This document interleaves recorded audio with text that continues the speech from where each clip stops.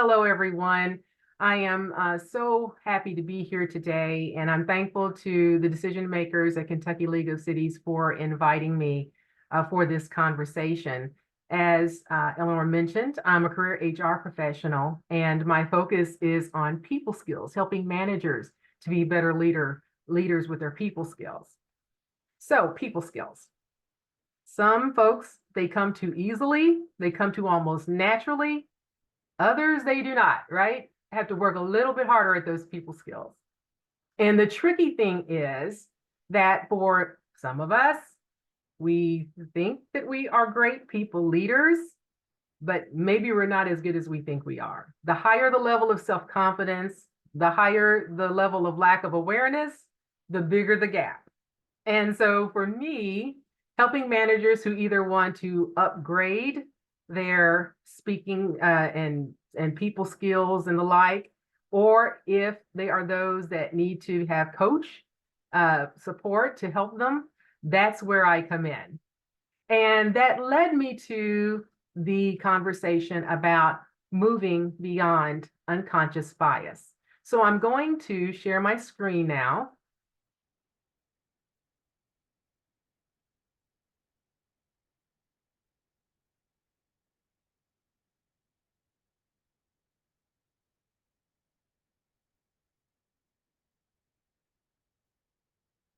And hopefully you guys can see that there. Is it the full page? I think I got my slides on the right there. That's all right. Try that again. Somewhat. We're kind of seeing like you said, your slides on the right. Is that better? Oh, Didn't do it. I'm gonna try one more time. now you got it. It worked. Oh, let me cancel that. Ooh. Let me hopefully. Okay, so it's there. All right. So you're seeing the full slide page. Oh, that's good. Great. It led me to the conversation about moving beyond unconscious bias, because this is definitely one of those areas that with practice, it can be developed and grown to move beyond it. And also the self-awareness piece is huge. I mean, thus the name, right? Unconscious bias. How do you manage something that by its nature is unconscious, or often also called implicit? Well, there are some keys to that. And it also goes to the heart of people leadership. It goes to the heart of diversity, equity, inclusion, which I know is part of the program and the strategy that you guys are in a journey on. And so it is my pleasure to be able to share with you my thoughts about this in moving beyond unconscious bias. Now, I understand that this is the beginning of a series that's part of a program that's part of your strategy. And now, first of all, I want to give congratulations to the Kentucky League of Cities for really just being on this journey and moving toward enhancement of your DE&I culture. Because one of the things that we have definitely understood about DE&I is that, first of all, it's been around for a very long time, more years than I would really want to even indicate in regards to my age, and it predates me. And it has ebbed and it's flowed. And a lot of the dynamics around it, whether it be, we were talking, political, the societal, the economical, the legal, all of that has really had a place in how companies have been able to manage their DE&I. But forward-thinking companies understand that at its core, when you take away all of those other distractions, so to speak, that DE&I at its core is beneficial for organizations. And so not only do we see it in just the common sense statement of people are going to perform better when they feel welcomed, when they feel engaged, when they feel like they're being treated fairly, aha moment, I'm going to be a better performer. Not only is it that, but also there has been enough time that has passed that there has been substantial research in the area of DE&I by organizations, research firms that are very notable and that are very well respected, and that are ones that we really recognize as being influential. Here are some of the results. that have come from those studies. And organizations that get it understand that no matter what's going on decade over decade over decade, with what's happening in the other arenas, society, economics, political, and legal, that at its core, diversity, equity, and inclusion bring good results to organizations, so much so that they are considered to be more competitive in the market than some of their counterparts. And that is one of the main reasons that organizations, the business case makes sense. And in connection with that, when we lift up our employees, we also are lifting up our communities around us.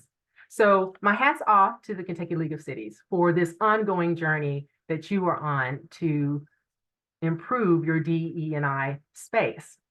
But we know also that with that being said, that it's not easy, right? I mean, if it was easy, then everyone would be doing it swimmingly and we'd see all these examples out there, right? We know that because of some of the dynamics, the changing times, the changing climates, and et cetera, the implementation of these types of philosophies can get quite tricky.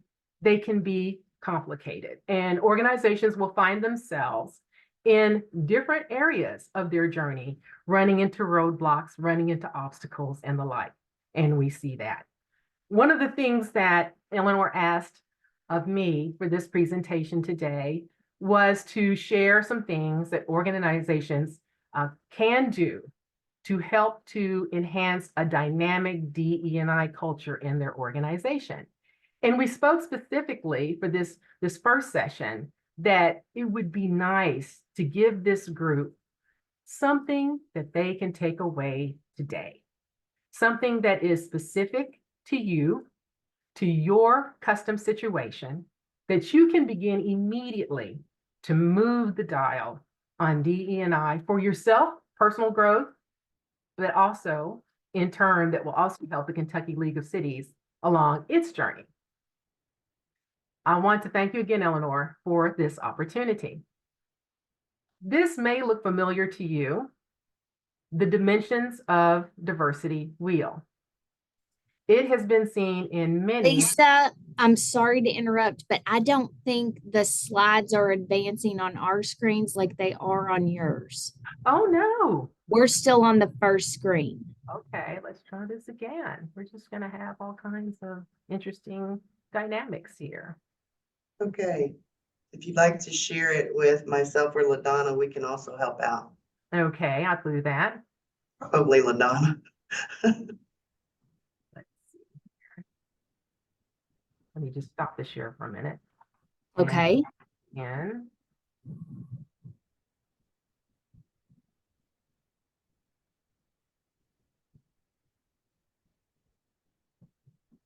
okay, now let me ask you. We see the first screen that says moving beyond unconscious bias in your name. And my name, all righty. I'll figure out how to share it with you guys.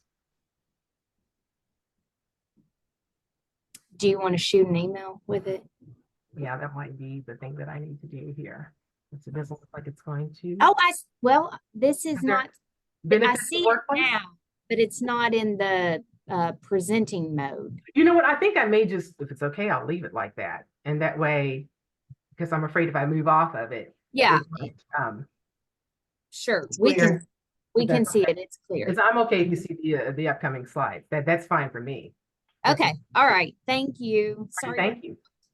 No, I appreciate it. This slide, the one that you're seeing now, benefits of workforce diversity and inclusion.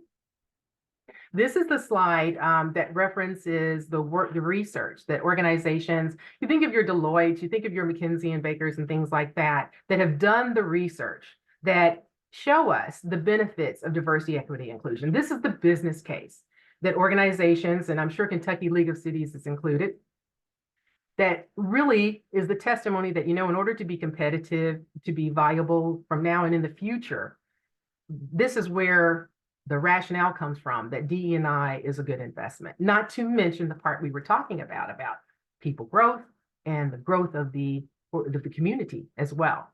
So This slide is what enhances that. Hopefully now you can see the dimensions of diversity.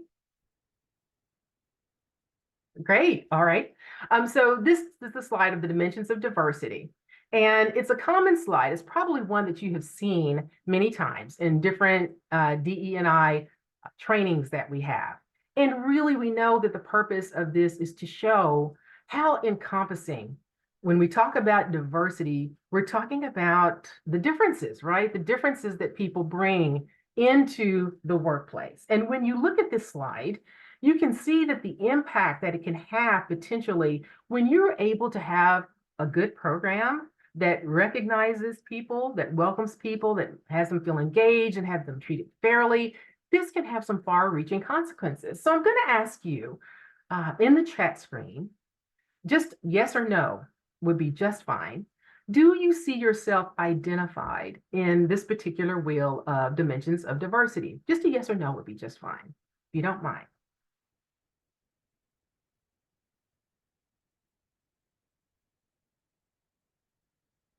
Okay. Seeing a lot of yeses, and it's not a surprise, is it? It's not a surprise because we all know that while we don't have the same differences, we are all different in many different ways. And what this illustrates as we see the yeses come up is, wow, look at that, is that the possibility, the potential for our organizations to really move the dial if we recognize this, that our employees identify with their differences and that we can leverage those to our own benefit of our organization. The potential there is great. So it really makes the business case for us today, in addition to the fact that, you know, when people are looking for a place to work, what do they say? We're looking for a good place that is employee friendly. And when you have these elements of DE&I, that helps to define your culture. So thank you for answering that. And you can rest assured that I will not put you on the spot. I will not be calling you out today, that all offerings will be very, very voluntary, and there will not be anything personal to you that you don't want to share. You will have received probably the little handout that was sent, and that is really to help you during the conversation today, because we're going to go through steps of moving beyond unconscious bias. And the way to really make it work for you so that you feel comfortable leaving today and practicing it is to go through the steps with your situation in mind. So you have it there for you at your table. And as we're talking about it today, you can imagine yourself in one of these scenarios that will help prepare you. So the difficult thing about unconscious bias is that it is unconscious, right? So how do we get beyond that? One of the ways that we can help ourselves is to recognize that when we make judgments, immediate judgments about broad groups, based upon history, based upon experiences or what have you, and we judge a person based upon those, that's a first step towards a bias and being aware of it. On this particular screen, I don't want to make you all uncomfortable. I tried to keep this as general as possible.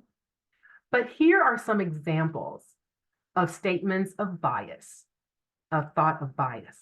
And I left it blank in several areas on purpose because you can insert any number of those dimensions of the wheel in those blanks. Now, some of you may look at this slide and you may say, I recognize myself in one of those. Or you may not recognize yourself at all in any of these, but they may generate some thought like, well, no, I never thought that. But if I were to be honest, honest is the key word. If I were to be honest with myself, I do see myself over here in a situation where I have had bias against someone, right? So on your handout, one of the first questions is, I have a bias against. And then the second is, I assume these things. So I'm going to ask you while I'm talking to think about your own situation. You're in the comfort of your space. Think about a situation where you have a concern that you feel like, you know, I do recognize a bias that I have based upon what I'm seeing here. If I were to really be honest with myself, that I've been judgmental of someone based upon not them specifically, but the group that they represent. And go ahead and populate that. And while you're doing that, I'm just going to share with you that when you see things like this, we know that they have different repercussions. We are working together day in and day out. And when we have these types of biases, they can be insidious or they can be very, very detrimental. So, for example, having a bias could prevent you from collaborating with someone as well as you potentially could. Having a bias could have you, unfortunately, treat someone with less respect than you typically would have. Think about occasions where perhaps you've had opportunity to engage with someone and you decided not to because you felt, well, that person is this way because of that, so I'm not going to engage. They're going to have a different political view because of X, and I don't want to engage with them. They probably don't like me because of X, so I'm not trying to deal with them more than I have to. I'm sure this person is blank because of one of these protected classes. And where it can become more detrimental, particularly, is if you're in a position of leadership, because you're making decisions. And if that decision is based on an unconscious bias, well, I'm not going to give this person that promotion because I'm not going to hire this person because, and you fill in the blank. And it has to do with one of these dimensions that we're seeing. Now, let me just segue just a bit to say, there's going to be a lot of times with you all working together, I'm sure a lot of you work together, where it's a personality difference, right? Like this person, it's their personality, et cetera, et cetera, et cetera. That's a little different than what we're talking about today. That's more personality type, which is another workshop. What we're focusing on today are the dimensions of diversity. So hone your radar into the wheel and note a bias that you have a concern about and assumptions that you have made in regards to that bias, okay? Thank you for that. So our first step is going to be to move beyond that bias. The first step is to not be so quick to judge others based upon first impressions. Easier said than done, right? Don't be so quick to judge others based upon first impressions. Well, have we not heard that before? Don't judge a book by its cover. We've heard it millions of times. It's much more difficult in practice than it is in theory. So one of the things that I have learned that is very helpful, and we'll discuss some more about this, is to stop and listen, to keep an open mind and not walk away. When you walk away, that ends all opportunity, right? When you leave, when you withdraw, that means that nothing can happen. So it's a pretty sure consequence.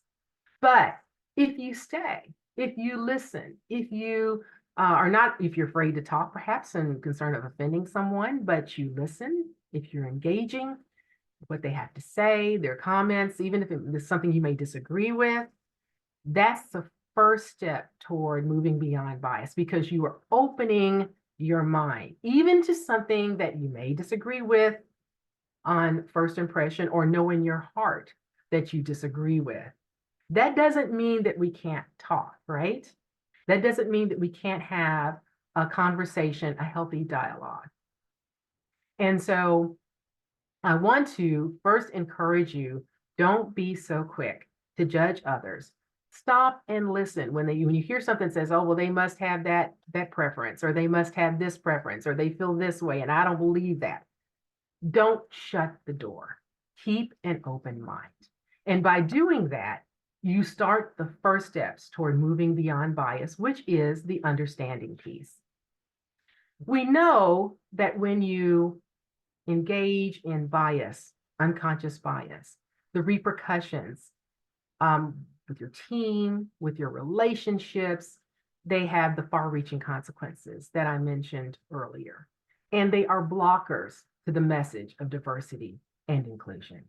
And we also know that for many of us, if we were to be honest with ourselves, if it's a concern to us, it's something that, I probably need to have more of an open mind. I need to have a concern. I need to do better here. And, the conversations that we're having in the workplace, I need to be more open. And that way also I can get my conversation out. But when we don't, when we judge, when we advise, when we analyze, when we lecture, when we don't engage, it all serves toward detracting from the culture of diversity and inclusion. So before I asked you to name a bias that you have that causes you concern. That third question is, I am concerned about this bias because why? I want you to put into your worksheet there or on a piece of paper that you have, why are you concerned about this bias? This is very, very important because the motivation is what moves us to make change. If we don't really care, if we're nonchalant about it, we're not really going to be invested in making change. But if it is something that, maybe it's because you feel guilty, maybe it's because you feel like, I just want to be a better person. I want to walk the talk. This supports my religion. This supports how I was raised, or I was raised this way, but I want to make a shift and self-improve myself. I'm a little bit disturbed that I know that in my heart I'm saying one thing, but my behaviors are doing something else. Why do you have a concern about this particular bias? Go ahead and take some time and write that down.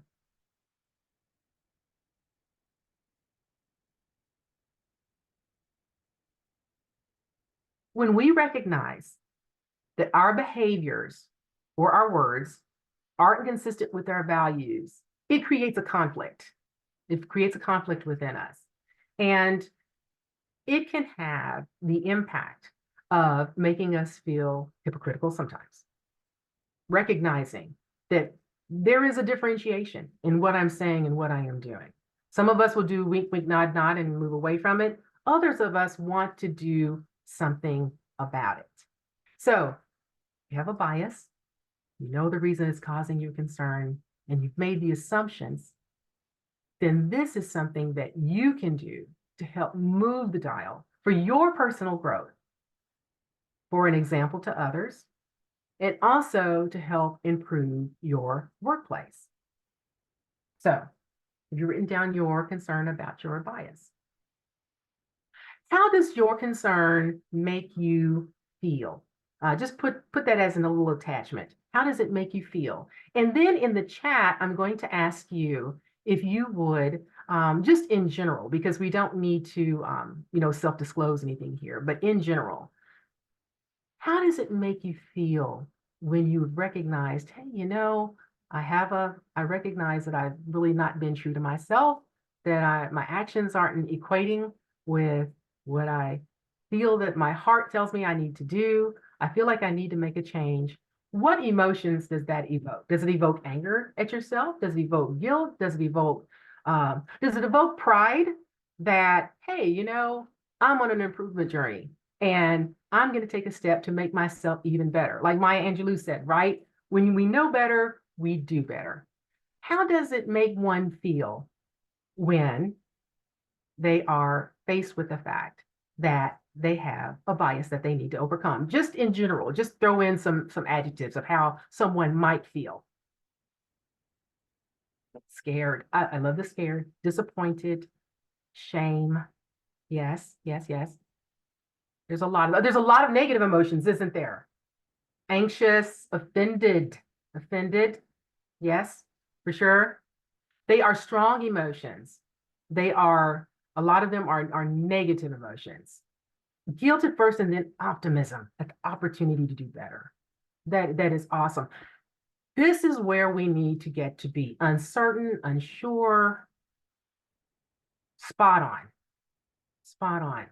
And you see why, this whole journey is one that not many people voluntarily endeavor to do because of these reasons.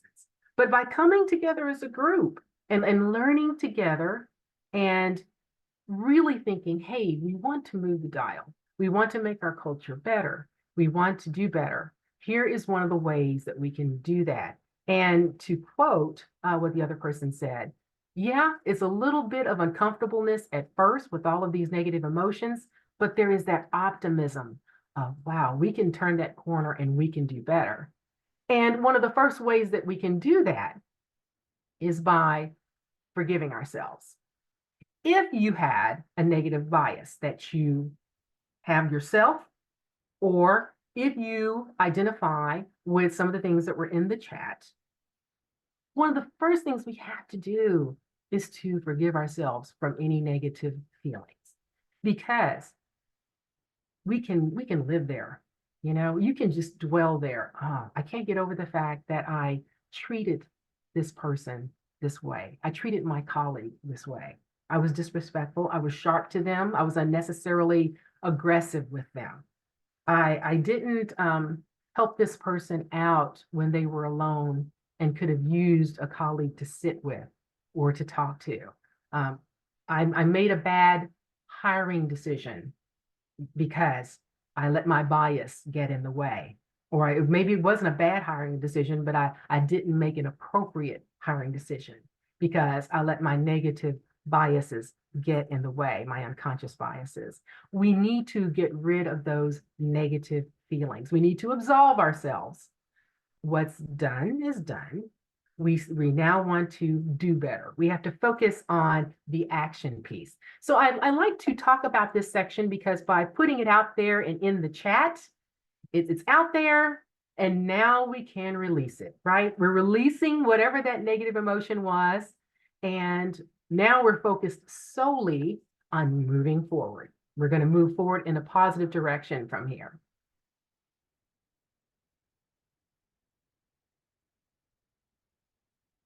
How do we do that? Right? That's the big question. Here are some ways that you can help yourself start to move past the bias that you have written down, or maybe you may decide that you're going to tackle a different bias. That's fine. That's a good thing about a worksheet. It can be applicable to different situations. But here are some ways that you can start thinking about how we're going to move you past your unconscious bias. Now, where this can go is in that last sentence. Here are ways I can increase opportunities for contact with groups or people I have bias against to help prepare you for that, right? Here are ways. The first one and the easiest one, like I mentioned before, be open to listening. That's so easy and so hard at the same time. Have you ever practiced listening when you totally disagree with, have you managed to let them get through it? I mean, we want to interrupt, right? We want to offer our insight. No, I disagree. Our triggers are pushed. It's very hard. But one of the things that we can help us move past, moving beyond unconscious bias, is when we assume good intention. This person has an opinion. From whatever their frame of reference is, they have an opinion. And hearing them out, assuming that their intention is good and they just want to be heard, just like we want to be heard, that can help us. The fact that they are differing should not prevent us from hearing out and having good conversation and learning from each other about it. One of the common phrases that we heard here is seek first to understand, then to be understood, right? It's very hard for you to expect someone to get you, quote unquote, get you, when you're not willing to do the same. You're not willing to offer that person the same respect of hearing their differing viewpoints or their positions or where they come from or who they are. So many times we make judgments about people. And once we sit down and we listen and we engage and we talk with them, it's amazing how it changes our perspective right then and there. You all hear what I'm saying? Doesn't that happen? Have you ever made a quick decision about what an experience is going to be with someone? And then after a time of engagement, been surprised.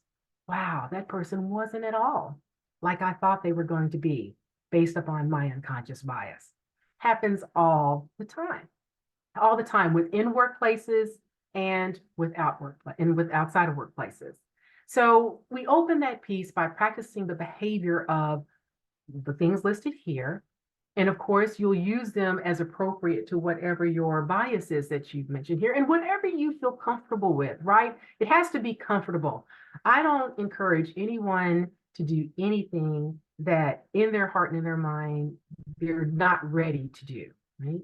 But that's why I also highly support the be open to listening, because you don't really have to do a whole lot there, right? That's very passive.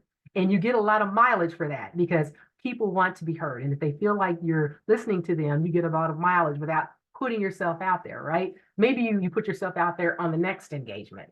That would be how that would work. So these are some ways that you can start to move the dial on moving beyond your own unconscious bias. And I'm going to ask you in the chat room, what might prevent someone from wanting to engage in any of these? Just not you yourself necessarily, but just in general, what might prevent someone from wanting to engage? Ignorance? Shy.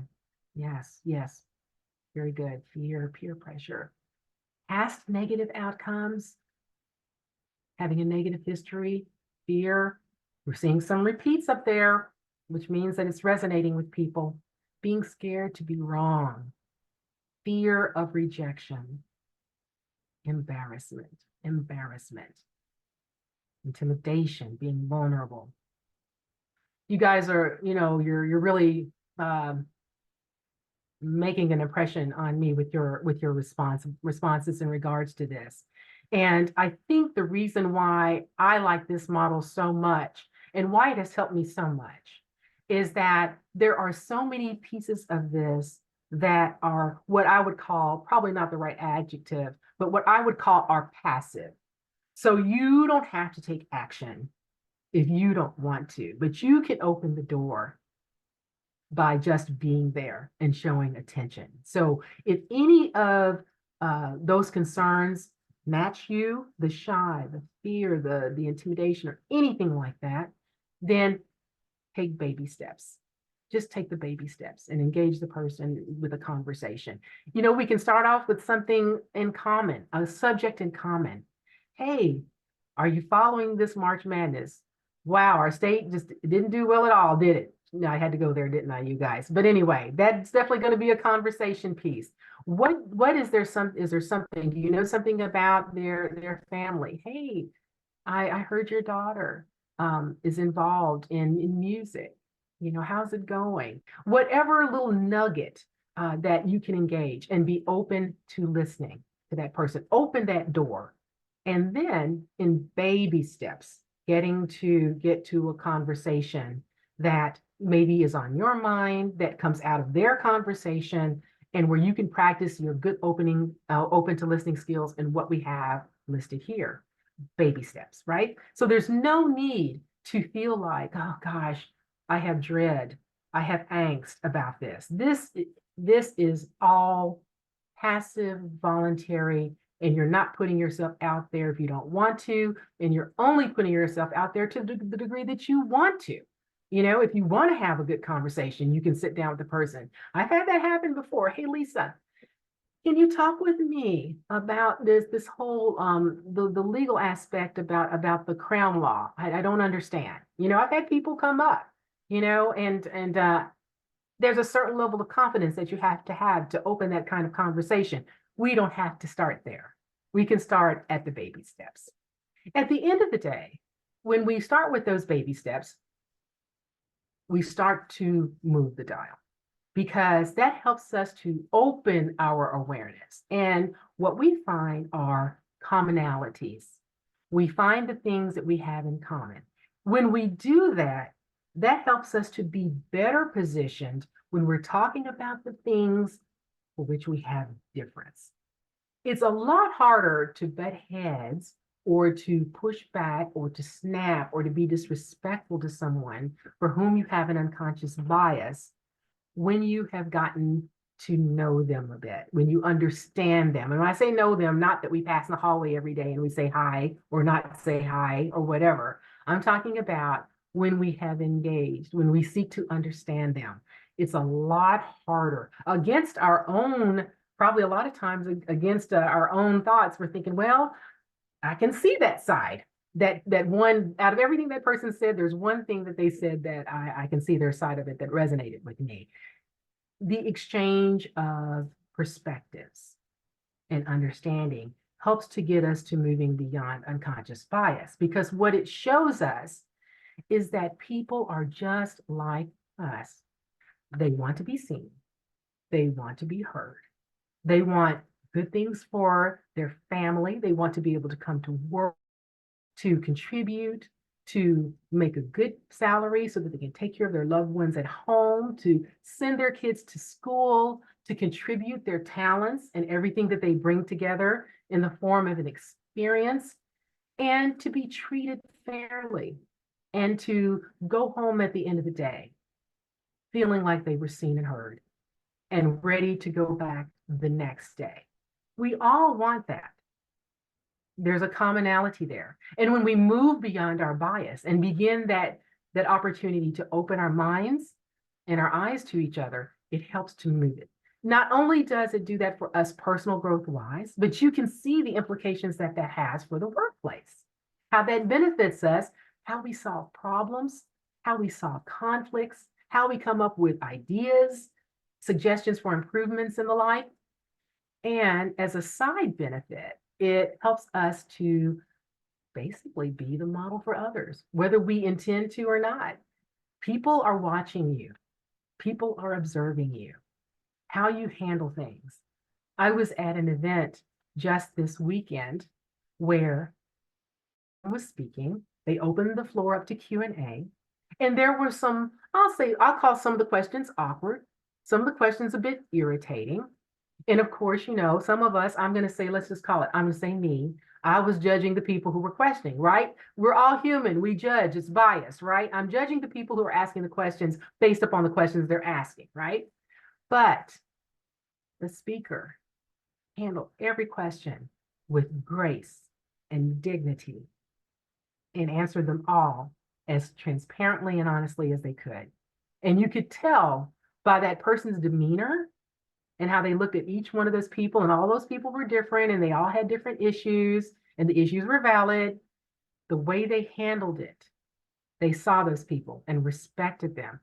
What a good example that is.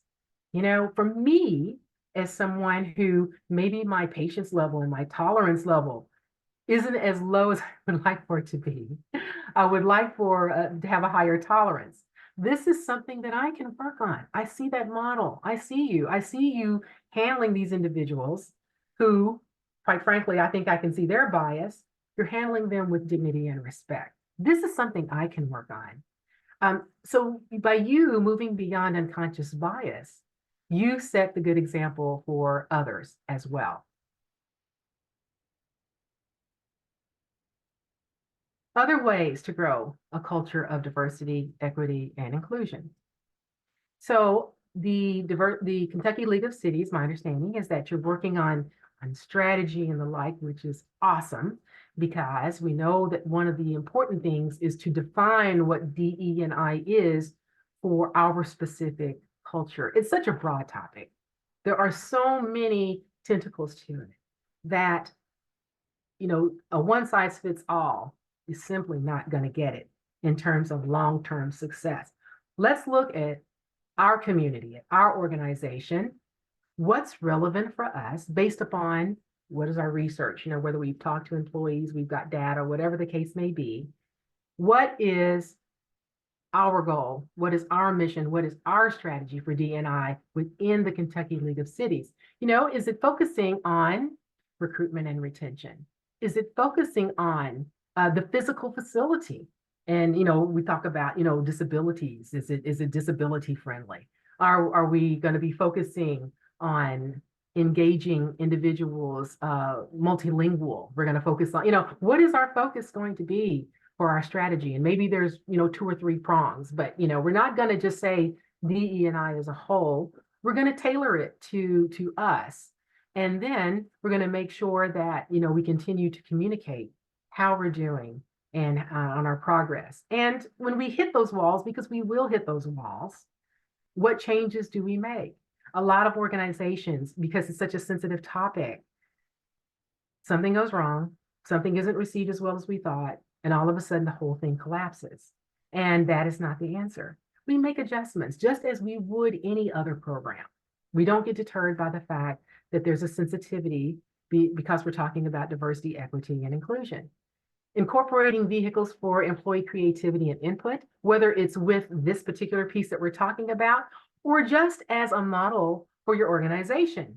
Having some type of forum for capturing when you need input, when you have projects and you're wanting to get people's opinions, when you want to get their fears about upcoming changes, getting employee input for creativity is getting input and then their creativity is one of those inclusive aspects of the D&I piece and can go a long way towards showing how your organization is open to hearing others. And if you just pick 1 or 2, you know, and a lot you don't use, what you do is communicate the things that you're doing as a result of employee input. You make sure you get your bang for your buck. So those 1 or 2 things get a lot of mileage. So while everything is not going to be used, and you let your employees know that, you capitalize on the things that you are using so that employees know, hey, input does matter. Partnering with organizations whose mission supports your DE&I goal. Maybe your goal is to diversify your supply chain. If it's recruitment and retention, partnering with organizations that have resources for the areas for which you are interested in sourcing, military hiring, diversity boards and organizations, HBCUs, all of these different wonderful organizations that have specific focuses on areas of diversity. Partner with them. The key word is partner, because we're looking at this as a way of evolution, and it can't just be a one-time deal. It has to be something that you're going to do that can be integrated and cultivated over time. And that's how you make change more permanent and more successful. But there are many organizations out there who are looking for avenues to provide resources to organizations who are seeking to lift their DE&I culture. Take advantage of those. Align your branding.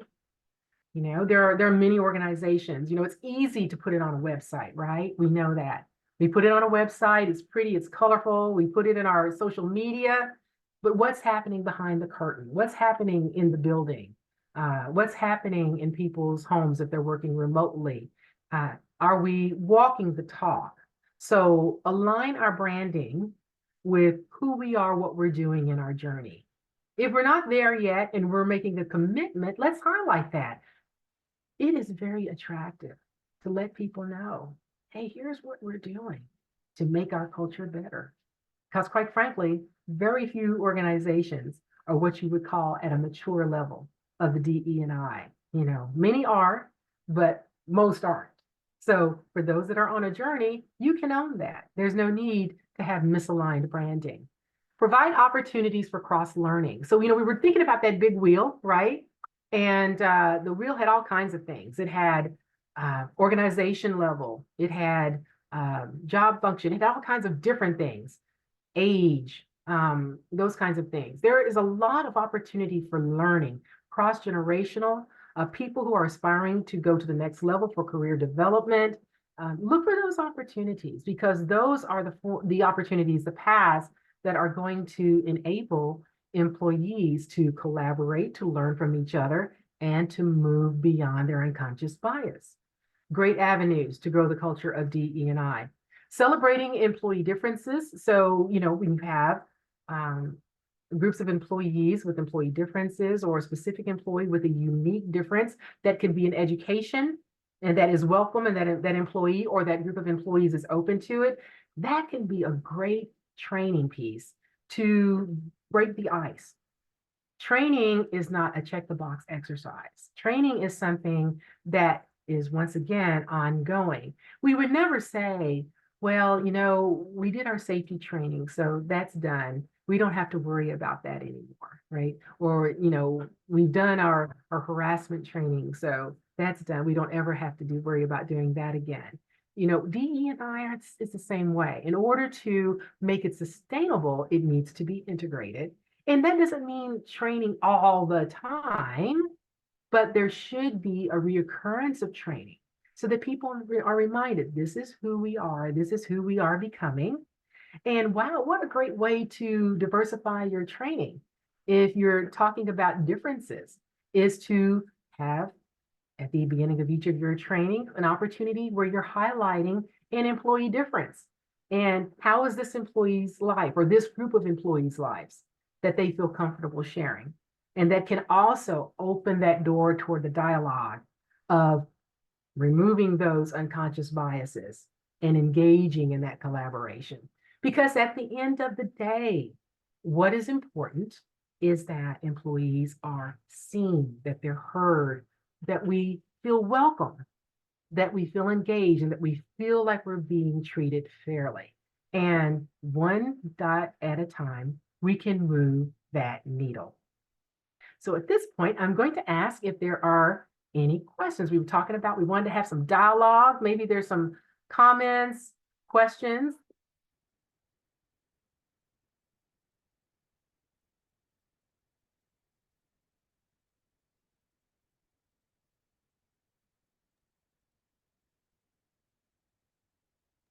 And everyone speak at once.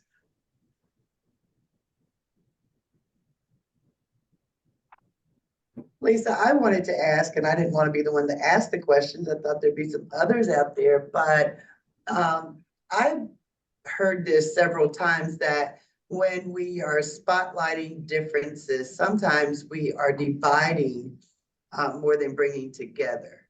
Like when there are small groups that focus on generation or race, that's more of a divide than a bring together. What is your thoughts on that?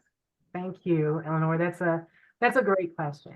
And so the experience that I have seen where this is done successfully is that, first of all, there is a planning around it, right? So you're going to have a structure for this, and you're going to be thinking about what is the goal of doing this? What are we seeking to achieve out of this?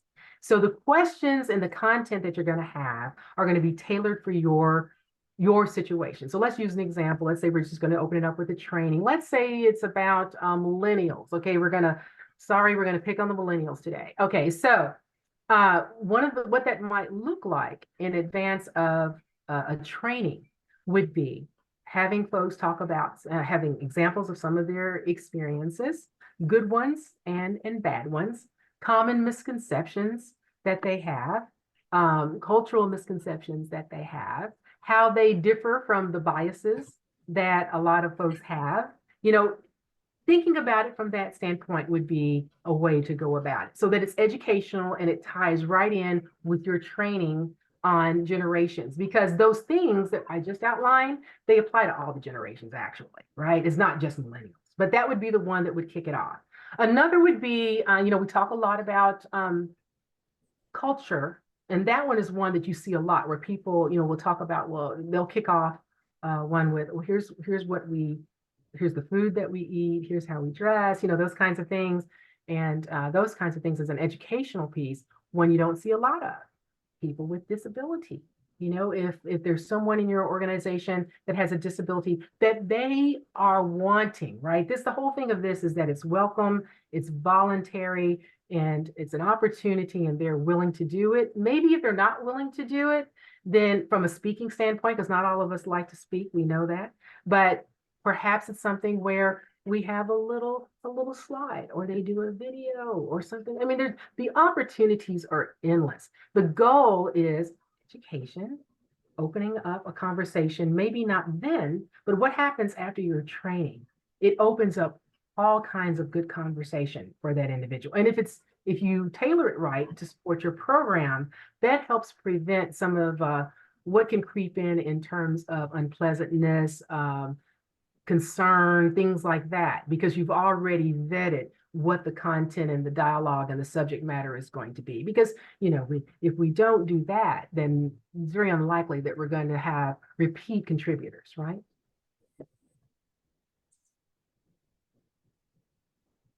Let's see, I've done small group activities where people share their favorite movies, 3 things that make you angry. Are these types of activities valuable or just fun? I think these type of opportunities are good because they show commonality, right? So in the vein of we're here to talk about DE&I, et cetera.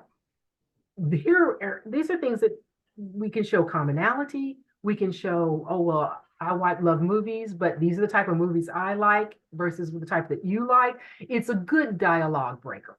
And, once again, you're getting the conversation started where people feel comfortable to engage. And like I mentioned before, it's not like we're diving into this whole serious diversity, equity, and inclusion engagement right away, right? These are baby steps. The icebreaker is perfect because that starts off with the small conversation. I just want to get to know you. I want to get to know what you're about, who you are, how you live, and likewise, because the more I know about you and the more I understand you, the more likely we are going to be able to get along and get things done versus not. And likewise, you can understand me as well. So yes, I am a fan of the icebreaker.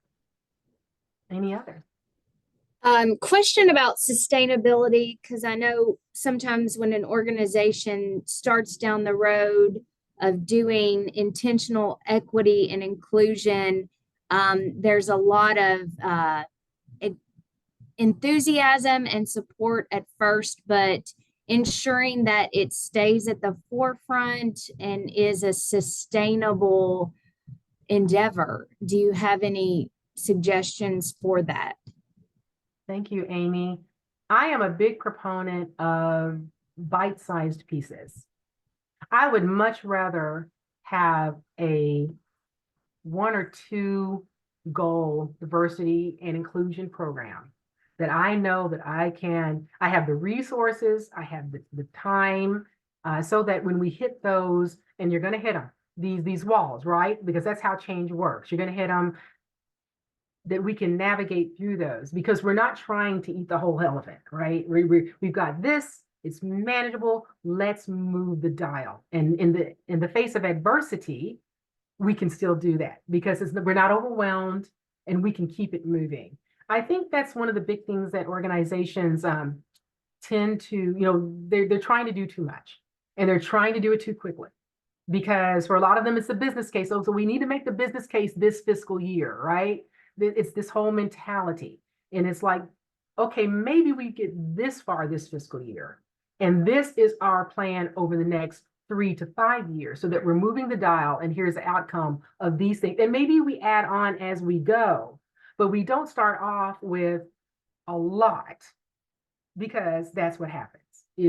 As soon as someone, a bad thing happens, someone gets offended, there's a bad publicity piece, or there's something in the news that says, well, we shouldn't, or what have you, everybody's like, okay, hands down, it collapses.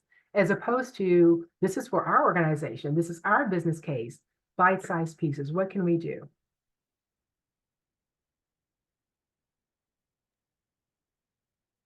That's wonderful. That's great, great information, great share. It's Lisa Johnson. We thank you for everything that you've shared with us today on moving beyond our unconscious biases. As you said, we all have them. I love the fact of just recognizing, the first step, that we talk about it, we recognize what that is for moving beyond it. So again, I want to just say thank you. We still have about 3 minutes left. If there's anyone else that has any share or comments they would like to give. I will share. Okay. I'm sorry. Oh, I was just gonna say, while they were thinking, I just want to just reinforce to folks, to not, because I heard the words, right? I'm afraid, I'm scared, that kind of thing, to not get detracted if there is an experience where someone says no or isn't trying to engage. You know, you utilize the skills that you have. You identify people that look, this person is someone that looks like that wants to be seen and heard. This is a colleague that I know I'm going to work with. Probably we need to get to know each other better. You know, if it doesn't work out, don't beat yourself up. Once again, we are not trying to hang on to the negative emotions. Let's move on to the next. What you will find that as time passes, practice makes permanent.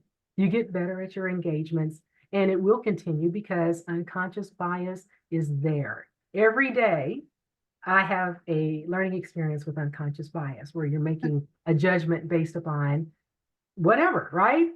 Mhm. First person impressions, right?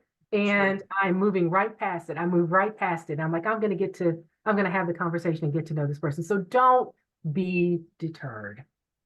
Just move along. I'm sorry, Eleanor, I interrupt you. No, practice makes permanent. I like that. Because that's what we're doing here. We're all practicing this. So thank you again. A lot of great comments in the chat. This was very helpful. Thank you so much. Thank you, Lisa. Thank you, Lisa. The hour flew by, and it did. I love the section on don't be so quick to judge others based upon first impressions. Thank you so much, Lisa. Your presentation was wonderful. I definitely feel I have many things to take away from our time today. And they go on and on. Just thank you so much for taking, and again, this lady is international, folks, right here, Bardstown, Kentucky, that's sharing this knowledge. And so we thank you again, and we look forward to further relationships and sharing beyond this conversation. Thank you all for the privilege. Absolutely. Have a great Thank day, you, folks. Lisa. Bye-bye. Thanks, everybody.